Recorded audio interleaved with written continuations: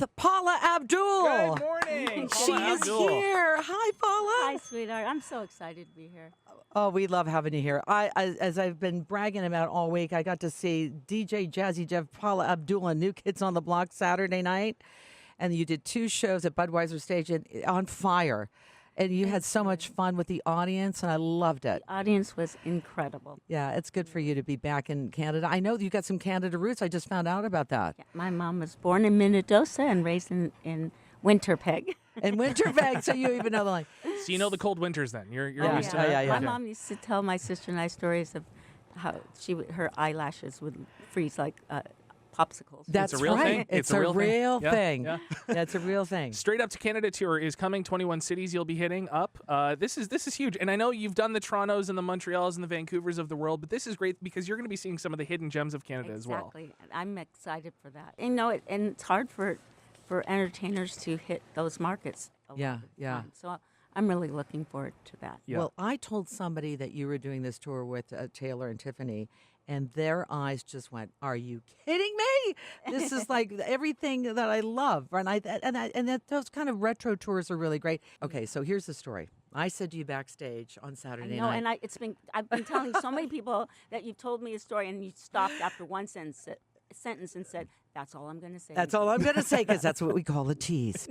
So Paula and I have spoken before. Right. It was over the phone. I was a baby broadcaster first year, I believe, here at Shum, 30-something years ago. And they said Paula Abdul is with the Lakers. She's a great choreographer. You were still with the Lakers. Unbelievable. Unbelievable. And we were talking about how you were choreographing for the Jacksons. Mm-hmm. Something about the Victory Tour. Mm-hmm. Mm-hmm. Something about their sister Janet. Yeah. Incredible. Incredible. We're having, we're just chatting about. I go, okay, that's really cool. And then she said, "Yeah, I'm thinking about getting into music." Yeah, it's like the left hook. The left Yeah, hook. right, And I right. said, "Really? Tell me more about that." And that's what I wanted to say. This is before Forever Your Girl came out. That's how far back you and I go. That's unbelievable because no one can say that they interviewed me that I come across when I was a Laker girl. Yeah, it's and you, how old? Well, you said it on stage. I'm 66. You're 62. and we're very proud of that. Yes, we Yeah, that's right. So we go way back. But the interesting thing was, I thought, where does this person get the energy to go from here, there to the next step? And the fact is, you put money together to do that record, didn't you? I did. I've always invested in myself, mainly because my creativity and my ideas, Yeah. they're so obvious to me, but not to everyone else. So I would spend the money that I saved, and Yeah. then I would present my ideas, and then, I had to do that because You had to do that. it was hard for people to follow my brain activity. Well, it's interesting because too, we knew you as a choreographer, so you go and present yourself. And I've got these. I've got this idea for a record and whatever. And Forever Your Girl, out in 1988. Everyone, most successful debut album of the time. How many hit singles off of that one? 4 number ones, consecutive number ones. All right. 4 number All right. one. All right. Number ones. I'm going to play one of those in a minute. The other thing we wanted to talk to you about is Winning Time. Did That's you watch right. it Oh my God! when you were I portrayed as a Laker girl, right? I have to say, I loved it, and even though I wasn't supposed to, because at the time the Lakers were kind of boycotting Yes. because they never contacted them, and, Right. But I did love it. I thought the casting was brilliant, and it was so strange to know that there was a character that's playing me, but it was fantastic. How did she do? I thought she did really Oh well. yeah, Yeah. she's great. I wish that it was continuing. It Yeah. stopped after the 2 seasons. Yeah, I know. We Now, did too. You got to meet her in an unconventional way, though, right? There was a Q&A that was going on online, and she had Yes. piped up in a chat Okay, so and the said, girl yeah. who played me, Karina, I ended up doing an Instagram live for a friend of mine who's a vocal coach, Bob Garrett, and he had all of his students, so it was like a whole screen with little window boxes of people's faces, and it was at the end, 20 minutes, and Yeah. he said, "Well, Paula's she's been gracious with her time. She's going to have to go." Right. And there was one girl that's going, but wait. And I love that because it reminds me of me. Yeah. I was like, but wait. And I said, I'm totally fine answering more questions. And she said, I have to tell you that I'm I'm actually playing you Right. in this new HBO series. I go, are you in the Lakers? And she goes, yes, and I'm playing you. And she goes, and I took a deep dive, and I know so much about you, and have interviewed other people that know you. And she just said, this is incredible. And I thought it was so serendipitous that Right. Yes. I said one more question. Yeah. One more. That's so great. That's That's so great. So we're gonna play. Are we playing Straight Up? Yeah. Tell us a little bit behind this. What was behind this song? Straight up. Okay, this is crazy. My life is crazy. My mom used to work for the prolific director, producer, writer Billy Wilder, who Right. discovered Marilyn Monroe. And what was very cool is when I always wanted to work with him. My mom would say, "You're a cheerleader in high school," and I go, "But still, Mom, I'm gonna be a director one day." I see like complete Polaroid pictures in my head, like. And she goes, "Yeah, you're a cheerleader." But when I started becoming a big choreographer, Mr. Wilder said to my mom, "Lorraine, is your daughter Paula Abdul like the choreographer?" And first thing she said, because I wrote a letter when I was 13 to Mr. Wilder saying I would love to meet you and maybe do a mentorship, like. And she never gave him the letter. No. So the first thing she said when he said, "Is your daughter?" She went, "Oh crap." So, and the coolest thing was, he was fascinated at my choices of camera angles and things and he said, "I'd love to mentor her," and I was over the moon. And then the same exact timing, I was asked to travel to New York to choreograph a Duran Duran video. So I said to Mr. Wilder, I've got to be gone for 4 days, but can we start on Monday? And he said, of course.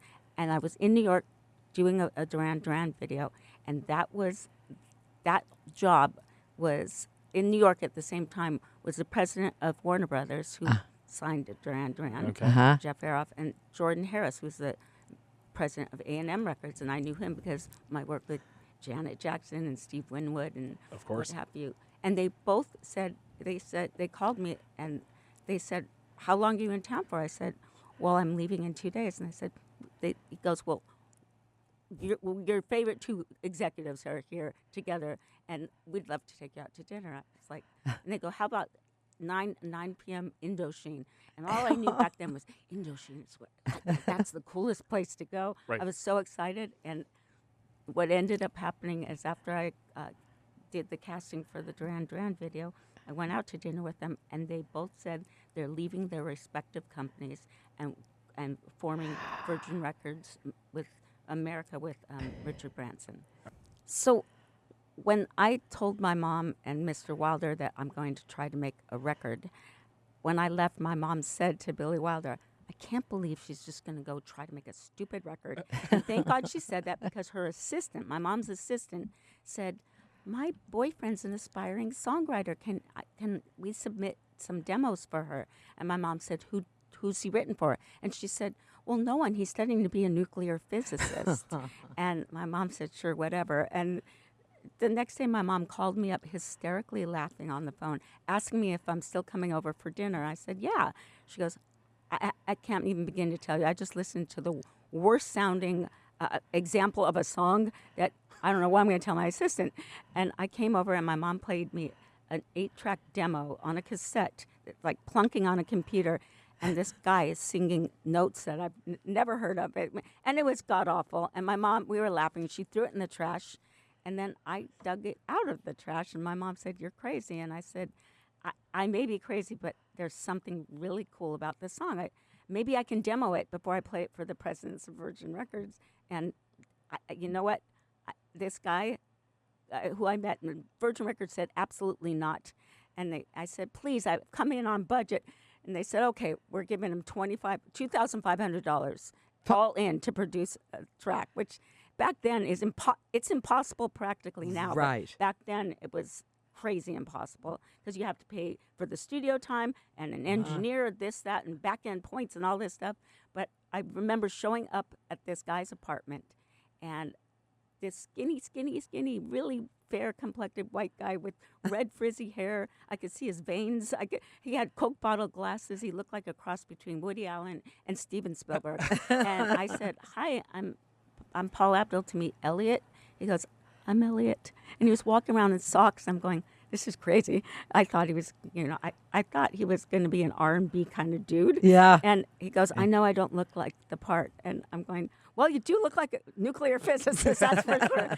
And I said, are we carpooling together? Or do you want me to follow you? And he said, "Paula, I only have $2,500. We're gonna cut it right here in my studio apartment." Wow. And he Jimmy rigged his shower up, and there was foam rubber everywhere, and a microphone was all rubber band to the shower nozzle. Stop and it. I recorded straight up in his shower. You're kidding. I'm not kidding. And here's the thing. I turned it into the record label presidents. Yeah. And they went, "It's a B-side at best." And I said, "Really?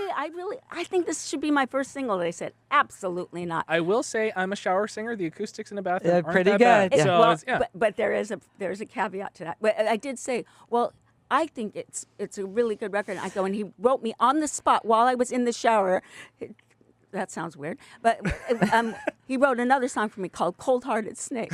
What? And this time he got, I think, $5,000 on Oh, it. my He gosh. recorded it in the shower still. But the craziest thing is when my album came out, and you straight up wasn't a single, but you could hear faintly in the recording someone knocking, like, "Shut up." You could hear someone hilarious. saying that. And so for the first 250,000 albums that were pressed, that was in there. That's great. And then, That's right.